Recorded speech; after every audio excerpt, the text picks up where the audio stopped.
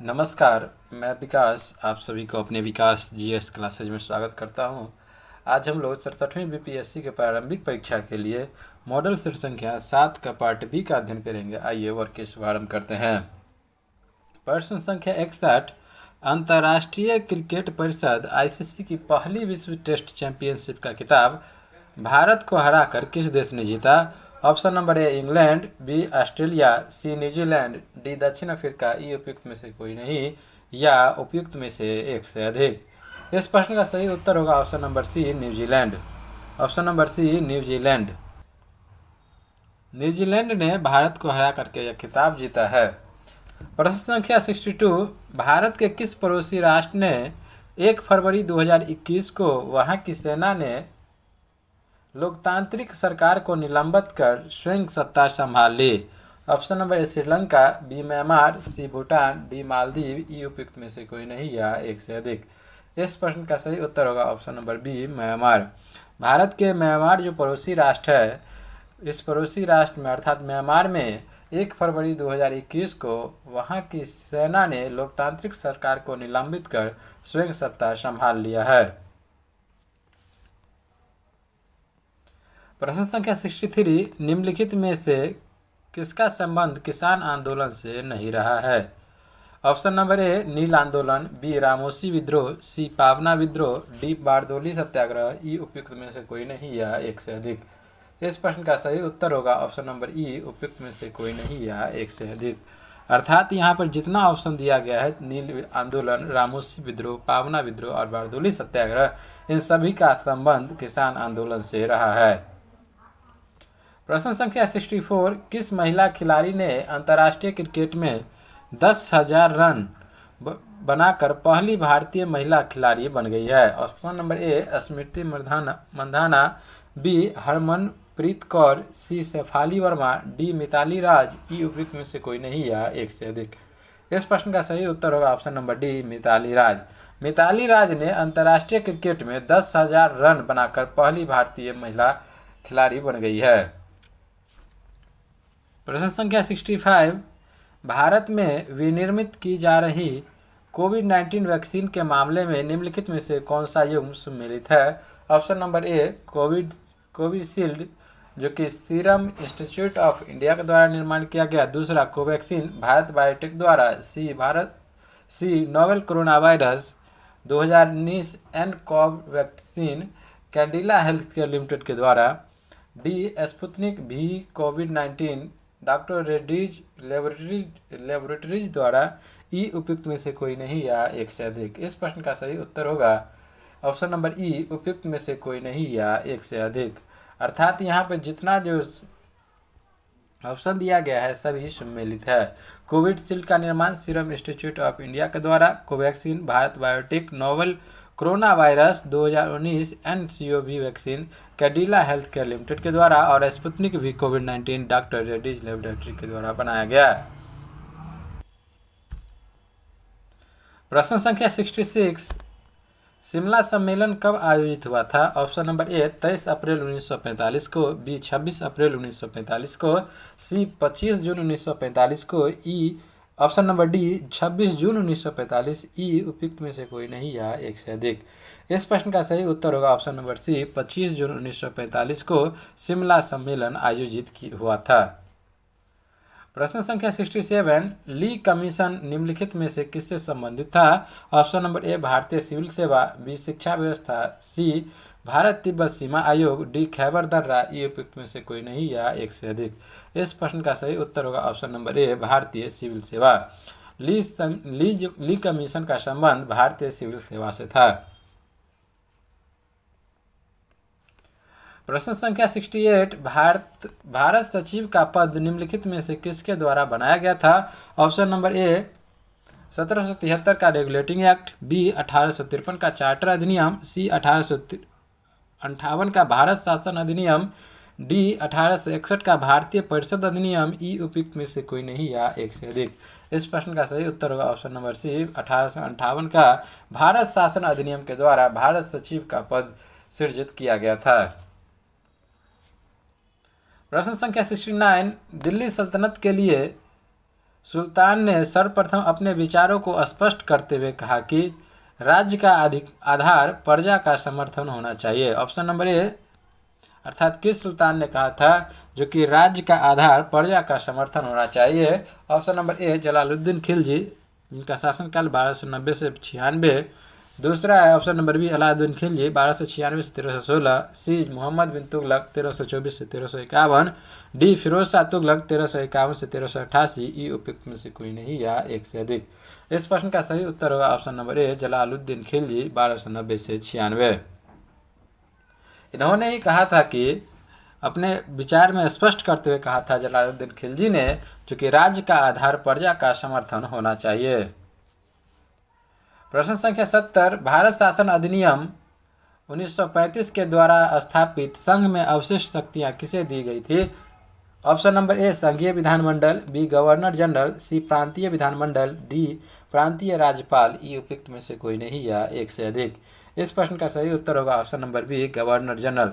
भारत शासन अधिनियम 1935 के द्वारा स्थापित संघ में अवशिष्ट शक्तियां गवर्नर जनरल को दी गई थी।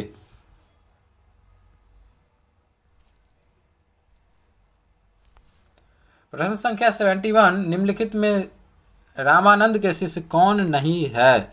Option number A, Kabirdas. B, Raidas. C, Dhanna. D, Pipa. E, उपयुक्त में से कोई नहीं या एक से अधिक। इस प्रश्न का सही उत्तर होगा ऑप्शन नंबर ई, उपयुक्त में से कोई नहीं या एक से अधिक। अर्थात यहाँ पे जितना विकल्प दिया गया है सभी विकल्प में रामानंद के शिष्य हैं, अर्थात कबीरदास, रैदास, धन्ना और पीपा, ये सभी रामानंद के ही शिष्य थे।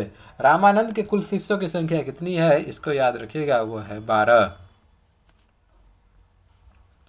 प्रश्न संख्या 72, भारत में जिस समय रॉलेट एक्ट लागू किया गया उस समय यहाँ का वायसराय कौन था? Option number A, Lord Hardinge द्वितीय।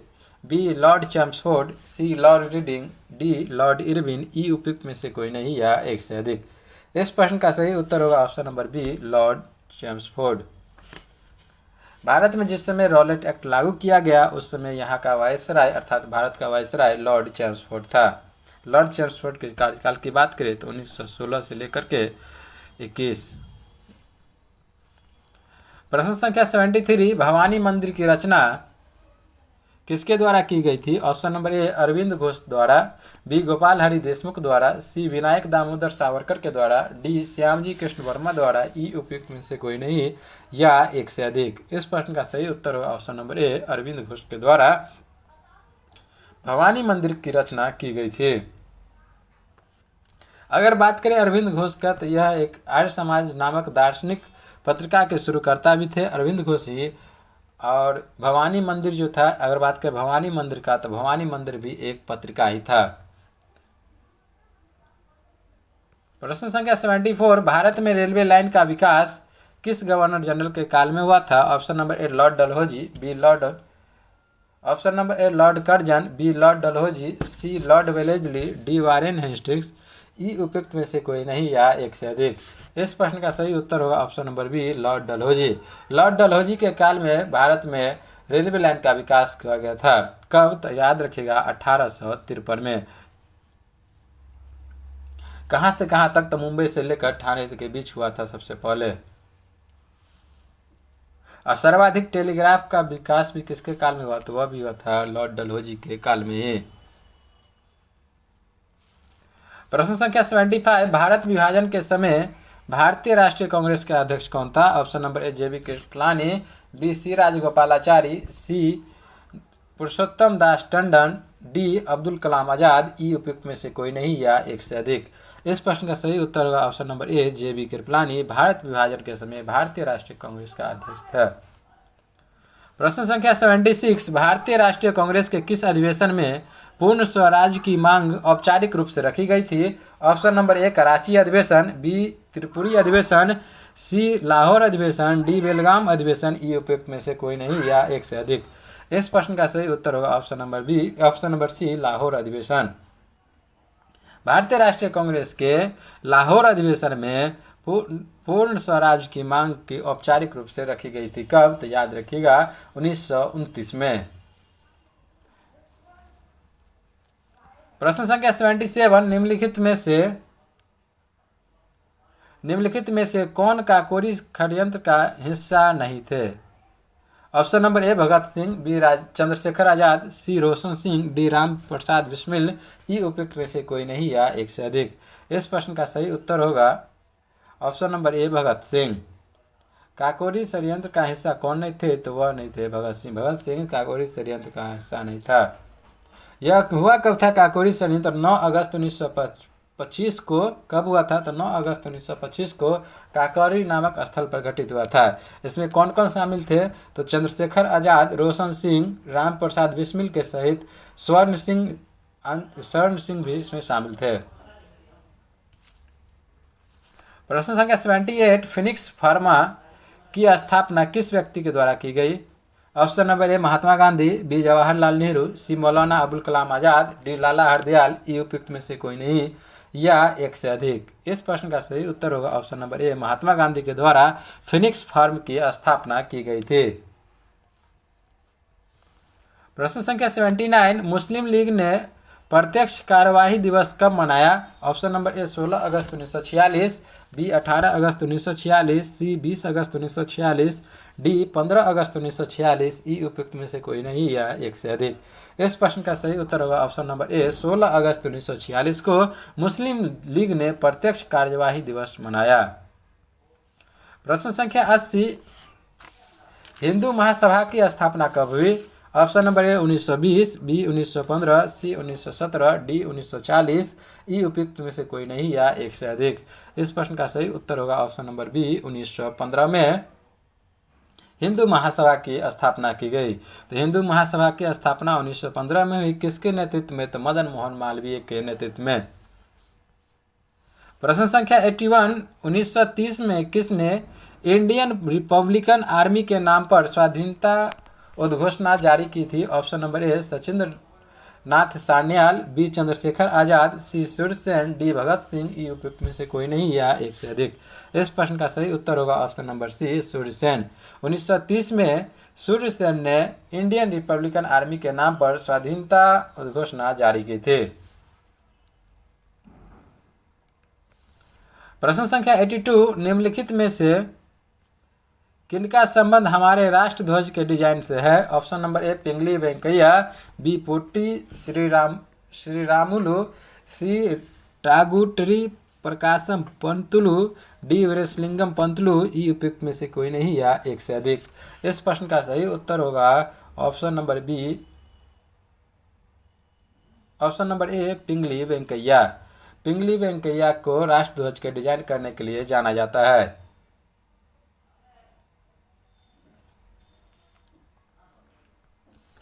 प्रश्न संख्या 83, सबने अवज्ञा आंदोलन के दौरान निम्नलिखित में से किस रियासत ने कांग्रेस का समर्थन नहीं किया?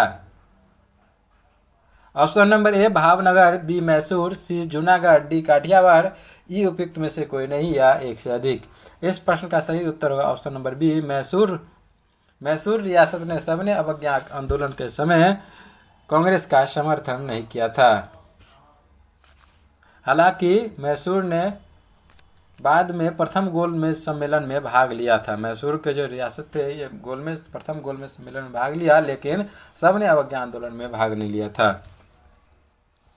प्रश्न संख्या 84, संस्कृत व्याकरण अष्टाध्यायी का रचयिता कौन है? Option number A Patanjali, B Panini, C Kalidas, D Banabhatta, E उपयुक्त में से कोई नहीं या एक से अधिक।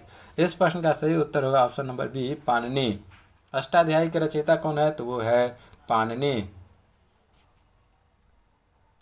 प्रश्न संख्या 85, निम्नलिखित में से वैदिक साहित्य, यहाँ होगा वैदिक साहित्य, वैदिक साहित्य का सही क्रम कौन सा है? ऑप्शन नंबर ए वैदिक संहिताएं आरण्यक ब्राह्मण उपनिषद, बी वैदिक संहिताएं ब्राह्मण आरण्यक उपनिषद, सी वैदिक संहिताएं उपनिषद ब्राह्मण आरण्यक, डी ब्राह्मण वैदिक संहिताएं आरण्यक उपनिषद, ई उपयुक्त में से कोई नहीं या एक से अधिक। इस प्रश्न का सही उत्तर होगा ऑप्शन नंबर बी वैदिक संहिताएं, उसके बाद ब्राह्मण, उसके बाद आरण्यक, उसके बाद उपनिषद।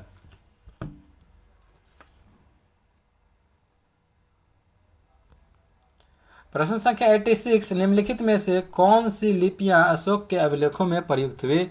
Option number A Devanagari, B Aramaic, Brahmi, D एवं खरोष्टी।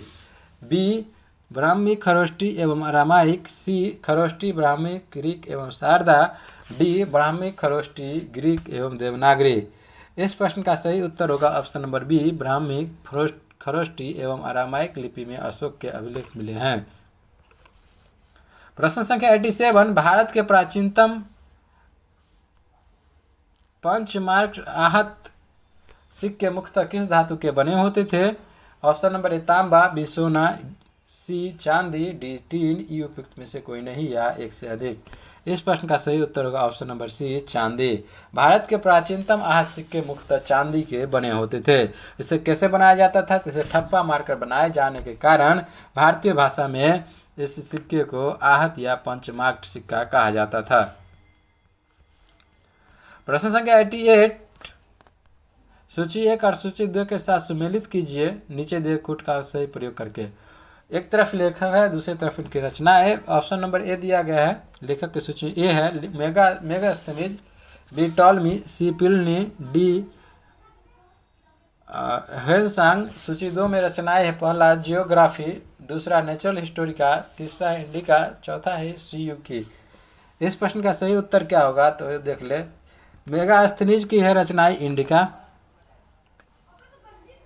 दूसरा बात करें टॉलमी की तो टॉलमी की है जियोग्राफी। प्लिनी की बात करें तो यह है नेचुरल हिस्टोरिका। और हेनसांग की बात करें तो सीयूकी। तो सीयूकी किसकी रचनाएं हैं तो वो है सीयूकी किसकी रचनाएं तो हेनसांग की। Indica, Megasthenes, natural Historica Pliny और जियोग्राफिका टॉलमी की रचनाएं हैं। प्रश्न संख्या 83, किस काल में सर्वप्रथम कृषि उत्पादन हेतु कृषि उत्पादन शुरू हुआ? ऑप्शन नंबर ए मध्यपाषाण काल, बी नवपाषाण काल, सी पुरापाषाण काल, डी सिंधु सभ्यता काल, ई उपयुक्त में से कोई नहीं या एक से अधिक। इस प्रश्न का सही उत्तर होगा ऑप्शन नंबर बी, नवपाषाण काल में सर्वप्रथम कृषि उत्पादन शुरू हुआ था और इसी काल को खाद्य उत्पादक काल भी कहा जाता था।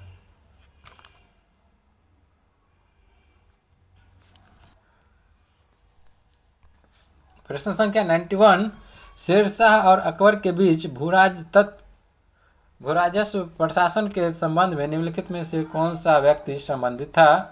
ऑप्शन नंबर ए भगवान दास, बी मलिक अंबर, सी भारमल, डी टोडरमल, ई उपयुक्त में से कोई नहीं या एक से अधिक। इस प्रश्न का सही उत्तर होगा option number D Todarmal. Sher Shah और अकबर के बीच भू राजस्व प्रशासन के संबंध में टोडरमल व्यक्ति संबंधित था। प्रश्न संख्या 92, किस शासक ने सुलह एक कुल की नीति अपनाई थी? Option number A Sher Shah, B Akbar, C Jahangir, D Bakhtiyar Kaki, E उपयुक्त में से कोई नहीं या एक से अधिक। इस प्रश्न का सही उत्तर होगा option number B Akbar. Akbar ने सार्वभौमिक शांति व भाईचारा बनाए रखने के लिए सुलह एक कुल की नीति अपनाई।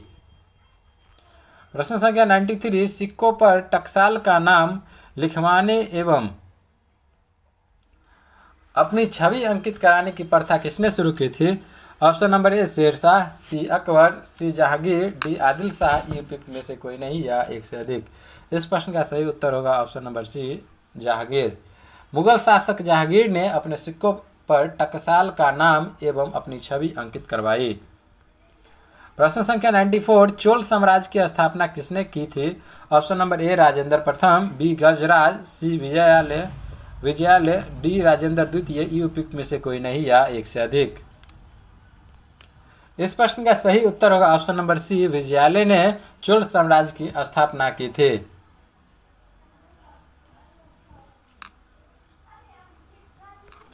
प्रश्न संख्या 95, नेपाल की सीमा के साथ साथ पूर्व में किशनगंज से लेकर पश्चिम चंपारण तक किस मिट्टी का विस्तार है? ऑप्शन नंबर ए कैवाल मिट्टी, बी तराई मिट्टी, सी बाल सुंदरी मिट्टी, डी बलथर मिट्टी, ई उपयुक्त में से कोई नहीं या एक से अधिक। इस प्रश्न का सही उत्तर होगा ऑप्शन नंबर बी तराई मिट्टी। नेपाल की सीमा के साथ साथ पूर्व में किशनगंज से लेकर पश्चिम में पश्चिम चंपारण तक तराई मिट्टी का विस्तार है। किस मिट्टी का? तो तराई मिट्टी का किशनगंज से लेकर के पश्चिम चंपारण तक विस्तार है। प्रश्न संख्या 96, इनमें से किस राज्य में अरावली की पहाड़ियां हैं? Option number A Rajasthan, B Karnataka, C Tamil Nadu, D Kerala, E उपयुक्त में से कोई नहीं या एक से अधिक।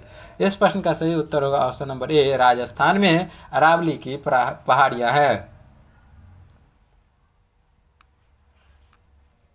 अगर बात करें अरावली की पहाड़ियां के संबंध में तो सबसे माना जाए तो प्राचीनतम पर्वत है, एक भौगोलिक संरचना के आधार पर अरावली जो है एक प्राचीनतम पर्वत है।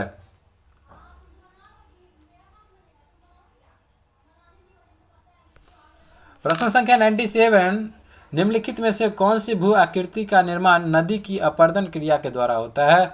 नदी के द्वारा अपरदन क्रिया के द्वारा किस भू आकृति का निर्माण होता है? Option number A gorge, B जलोढ़ पंख, सी गार्ड का मैदान, डी डेल्टा, ई उपयुक्त में से कोई नहीं या एक से अधिक। इस प्रश्न का सही उत्तर होगा ऑप्शन नंबर ए गॉर्ज। प्रश्न संख्या 98, निम्नलिखित में से कौन वलित पर्वत का उदाहरण नहीं है? Option number A Rocky, B Andes, C Himalaya, D Sierra Nevada, E उपयुक्त में से कोई नहीं या एक से अधिक।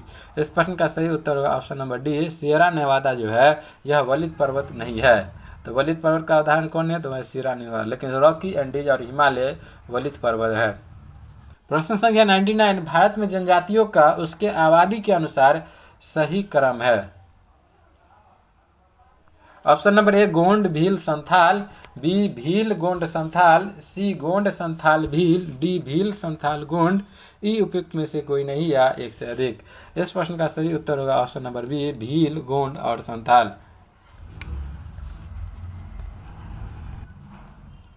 भारत में सबसे ज्यादा जनजाति कौन है? तो वह है भील। भील की जनसंख्या लगभग 1069 करोड़। वहीं दूसरे स्थान पर है गोंड 1.47 करोड़ और तीसरे स्थान पर है संथाल जनजाति जो कि 74 लाख है। प्रश्न संख्या 100, दलहन में सर्वाधिक उत्पादन करने वाले राज्य, दलहन और तिलहन उत्पादन करने वाले कौन सा राज्य है? Option number A Madhya Pradesh, B Rajasthan, C Maharashtra, D Uttar Pradesh, E उपयुक्त में से कोई नहीं या एक से अधिक।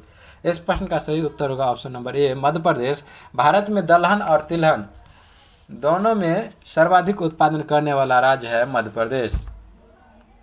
प्रश्न संख्या 101, निम्नलिखित में से किस देश में ग्रेट स्लेव झील स्थित है? Option number A Japan, B Bharat, C Africa, D Canada, E उपयुक्त में से कोई नहीं या एक से अधिक। इस प्रश्न का सही उत्तर होगा option number D Canada. Great slave झील उत्तरी कनाडा की, ग्रेट स्लेव झील जो है कहाँ स्थित है? तो वह कनाडा में, वह कहाँ? उत्तरी कनाडा की दूसरी सबसे बड़ी झील है यह ग्रेट स्लेव झील। इसकी गहराई की बात करें तो यह है 614 मीटर। प्रश्न संख्या 102, निम्नलिखित में से किस गोलार्ध में हम्बोल्ट जलधारा बहती है? ऑप्शन नंबर ए उत्तर पूर्वी गोलार्ध, बी उत्तर पश्चिमी गोलार्ध, सी उत्तरी गोलार्ध, डी दक्षिणी गोलार्ध, ई उपयुक्त में से कोई नहीं या एक से अधिक। इस प्रश्न का सही उत्तर होगा ऑप्शन नंबर डी दक्षिणी गोलार्ध में हम्बोल्ट जलधारा बहती है। हम्बोल्ट जलधारा कहाँ बहती है? तो वह बहती है दक्षिणी गोलार्ध में। प्रश्न संख्या 103, निम्नलिखित इनमें से किस स्थान पर धारवाड़ का पठार है? Option number A Rajasthan, B Karnataka, C Kerala, D Tamil Nadu. इस प्रश्न का सही उत्तर होगा ऑप्शन नंबर बी कर्नाटक में। कर्नाटक राज्य में धारवाड़ का पठार स्थित है। प्रश्न संख्या 104, चुक्सी सागर निम्नलिखित में से कहाँ स्थित है? ऑप्शन नंबर ए पश्चिमी प्रशांत महासागर, बी उत्तरी अटलांटिक महासागर, सी दक्षिणी प्रशांत महासागर, डी आर्कटिक महासागर, ई उपयुक्त में से कोई नहीं या एक से अधिक। इस प्रश्न का सही उत्तर होगा ऑप्शन नंबर डी आर्कटिक महासागर में चुक्सी सागर स्थित है। चुक्सी सागर कहाँ स्थित है? तो वह है आर्कटिक महासागर में। प्रश्न संख्या 105, सुदूर दक्षिण में स्थित लैंड लॉक्ड देश कौन सा है? Option number A Malawi, B Mali, C Lesotho, D Niger, E उपयुक्त में से कोई नहीं या एक से अधिक। इस प्रश्न का सही उत्तर होगा option number C Lesotho. Lesotho किस महाद्वीप में है? तो वह है अफ्रीका महाद्वीप में है। तो अफ्रीका महाद्वीप में स्थित है लेसोथो। सुदूर दक्षिण में स्थित लैंड लॉक्ड देश कौन सा है? तो वह है लेसोथो। किस महाद्वीप में? तो यह है अफ्रीका महाद्वीप में। प्रश्न संख्या 106, किलिमंजारो पर्वत किस देश में स्थित है? Option number A Ghana, B Kenya, C Tanzania, D Namibia, E उपयुक्त में से कोई नहीं या एक से अधिक। इस प्रश्न का सही उत्तर होगा ऑप्शन नंबर सी, तंजानिया देश में किलिमंजारो स्थित है। प्रश्न संख्या 107, निम्नलिखित में से किस प्रदेश के पौधों में ट्री रिंग दृश्यमान होते हैं? ऑप्शन नंबर ए ध्रुवीय पौधे, बी उष्णकटिबंधीय पौधे, सी उपोष्णकटिबंधीय पौधे, डी समशीतोष्ण पौधे, ई उपयुक्त में से कोई नहीं या एक से अधिक। इस प्रश्न का सही उत्तर होगा ऑप्शन नंबर डी, समशीतोष्ण क्षेत्रों में जो पौधे पाए जाते हैं, इन पौधे के घेरे काफी स्पष्ट दृश्यमान होते हैं। इसी कारण उन स्थानों पर पाई जाने वाली विभिन्नताएं भी होती है। तो ट्री रिंग सर्वाधिक दृश्यमान होते हैं समशीतोष्णीय पौधे में। इस प्रकार आज की वर्ग की समाप्ति की घोषणा यहीं पर करते हैं। मैं विकास, जय हिंद।